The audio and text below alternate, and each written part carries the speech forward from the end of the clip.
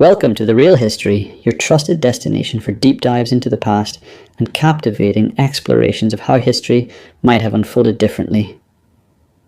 If you are someone who finds joy in peeling back the layers of human history, understanding the intricate web of events that shaped our world, and imagining how even the smallest change in a moment could have altered the destiny of entire nations and peoples, then you are in the right place.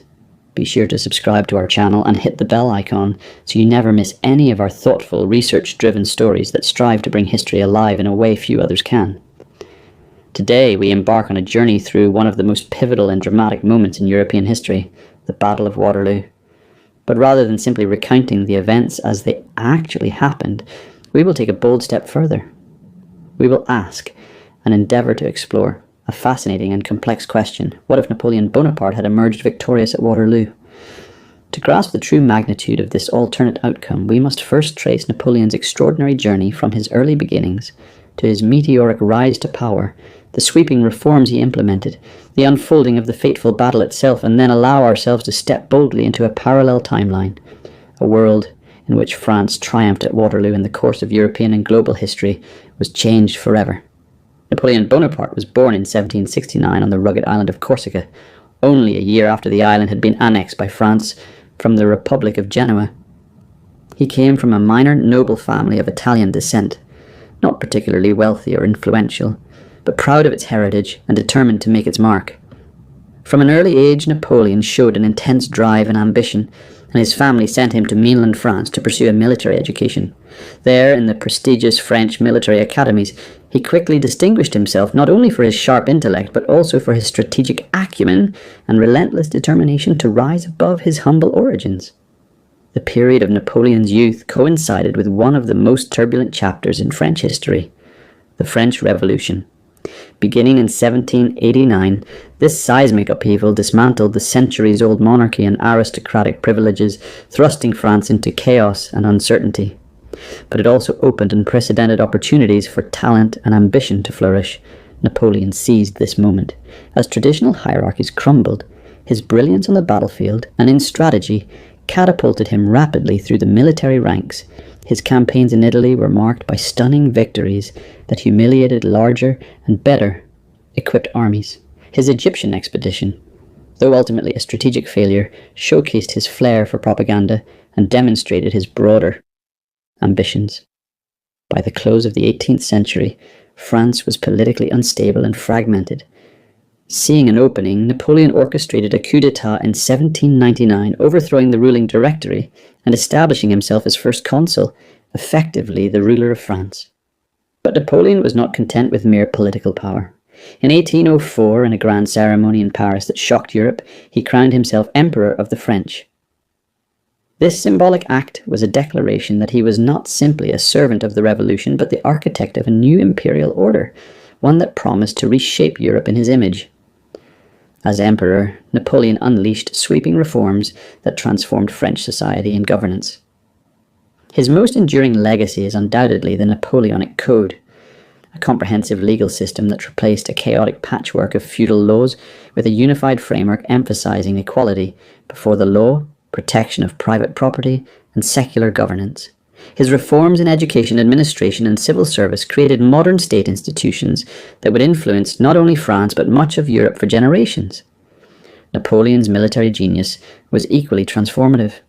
His campaigns reshaped the European map. With unmatched tactical brilliance, he defeated a series of coalitions formed by Britain, Austria, Russia, and Prussia, all powers intent on crushing the revolutionary ideals he embodied.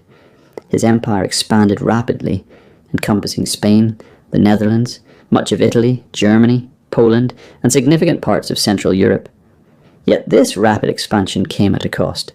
The very monarchies he defeated refused to accept French dominance and continually regrouped, forging new alliances aimed at stopping him. The turning point in Napoleon's fortunes came in 1812 with his ill-fated invasion of Russia. Confident he could force Tsar Alexander I to submission, Napoleon led an enormous force, over 600,000 strong, deep into the Russian heartland. However, the Russians implemented a scorched earth policy, retreating while burning towns, crops, and supplies. Unprepared for the brutal Russian winter and stretched thin across vast distances, the French army suffered devastating losses. Only a fraction of the original force survived the catastrophic retreat. This failure shattered the myth of Napoleon's invincibility and emboldened his enemies across Europe. Following this disaster, the tide turned against Napoleon. Allied forces launched campaigns to push him back. In 1814, Paris was captured, and Napoleon was forced to abdicate and accept exile on the small Mediterranean island of Elba. Most believed his political career was over, but less than a year later, in an astonishing comeback, he escaped Elba and returned to France in March 1815. Instead of facing resistance, he was greeted with enthusiasm. Soldiers sent to arrest him switched sides, and in mere days Napoleon reclaimed power in what became known as the 100 Days. Fully aware that the European powers would never tolerate his resurgence, Napoleon prepared for a decisive strike designed to defeat the Allied armies before they could unite. On June 18, 1815, near the village of Waterloo in present-day Belgium, his army faced the combined forces of the Duke of Wellington from Britain and Field Marshal Blücher from Prussia.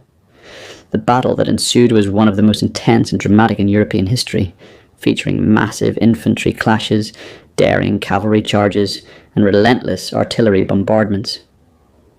For much of the day, Napoleon's forces gained ground, pushing Wellington's troops to their limits.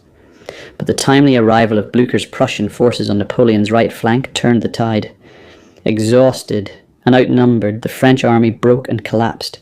Napoleon fled, was captured, and was exiled once again, this time to the remote island of St. Helena in the South Atlantic, where he died in 1821. Waterloo was not just the fall of one man, it marked the end of an era. The Congress of Vienna, already convened when Napoleon escaped Elba, hurried to finalize new arrangements for Europe's future. Borders were redrawn, monarchies restored, and a new balance of power doctrine was established to prevent any one nation from dominating the continent again. This ushered in nearly a century of relative peace and stability known as the Concert of Europe, which endured until the rise of nationalism and the outbreak of World War I. But now, let us imagine a different reality. What if Napoleon had won at Waterloo? What if the Prussian army had been delayed or defeated before arriving? What if Wellington's lines had finally broken under the relentless French assault? What kind of Europe and world would have emerged from such a decisive French victory? Had Napoleon triumphed that day, the coalition forces would have suffered a catastrophic defeat. The balance of power in Europe would have tilted decisively in France's favour. Napoleon's authority would have been firmly re-established, allowing him to remain emperor and ruler over a vast continent-spanning empire. The fragile alliance between Britain, Prussia, Austria and Russia, already strained by years of conflict, could have dissolved, removing the primary obstacle to Napoleon's long-term dominance. With victory secured, Napoleon likely would have reinforced the continental system, his economic embargo designed to strangle Britain by severing its trade with mainland Europe. Historically, this system had significant flaws, but under Napoleon's renewed and strengthened rule, it might have succeeded in crippling the British economy. A financially weakened Britain would have struggled to maintain its global empire. Its hold over colonies in India, Africa and the Caribbean could have loosened, providing openings for expanded French influence worldwide. Domestically and throughout his empire, Napoleon's sweeping administrative reforms would have been extended further. The Napoleonic Code, already influential, might have become the legal standard across much of Europe. Feudal privileges would have been dismantled more rapidly, and meritocratic principles, the idea that talent and ability rather than birthright determined success, would have taken deeper root. Modern bureaucratic institutions could have emerged more uniformly, possibly leading to a more integrated and centralized European governance system under French hegemony. However, this vision was far from perfect. Napoleon was undoubtedly a reformer, but also an authoritarian ruler. Political freedoms such as free press, free assembly, and political opposition were heavily curtailed under his regime. A prolonged Napoleonic era could have delayed the spread of democratic ideals and constitutional governance, replacing them with centralized autocratic control. The impact on nationalist movements across Europe would also have been profound. The 19th century witnessed the rise of national consciousness among Italians, Germans, Poles, Hungarians, and others. Many of these movements drew inspiration from revolutionary ideals Napoleon helped spread, but under extended French domination, their aspirations might have been suppressed. The unification of Germany and Italy, key historical events of the late 19th century, could have been indefinitely postponed, replaced instead by client states loyal to Paris.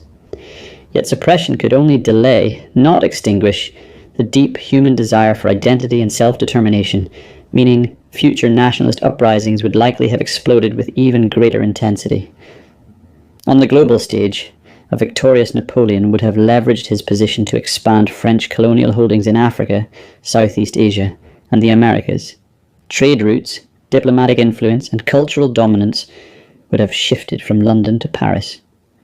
The primacy of the English language, British educational models, and Anglo-American political philosophy might have been challenged, or even replaced, by French language, culture, and institutions. Militarily, European warfare would have continued to evolve under Napoleonic doctrines.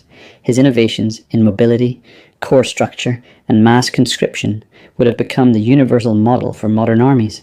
While conflict would likely have persisted, it would have been fought under a different geopolitical axis, one dominated not by Britain, but by a resurgent French Empire. Culturally, Paris, already a beacon of art, science, and philosophy, would have been elevated to unprecedented heights as the intellectual heart of the world. French architecture, fashion, literature, and scientific exploration would have flourished, deeply influencing global trends and tastes. Socially, Napoleon's reforms empowered the middle classes and bureaucratic elites while suppressing political dissent. Expanded access to education and legal protections would have improved lives for many. But freedoms of speech and political participation might have remained restricted for decades. Reflecting on history, it is astounding how the outcome of a single day, June 18th, 1815, shaped the destiny of a continent. Napoleon's defeat at Waterloo closed the chapter on revolutionary imperialism and opened the door to a century of conservative order, nation-building, and gradual democratization. Yet imagining a different ending, one where Napoleon stood victorious, reminds us just how fragile and contingent history really is. A few hours, a few critical decisions, and the entire modern world might have looked very different. Thank you for joining us on this exploration of the Battle of Waterloo and the fascinating alternate history that might have followed. If you found this video informative and thought-provoking, please give it a like, share it with your fellow history enthusiasts, and subscribe to The Real History. Don't forget to click the bell icon to be notified whenever we release a new story. Your support enables us to continue bringing you in-depth historical narratives and engaging what-if scenarios. Keep exploring, keep questioning, and we'll see you in the next video.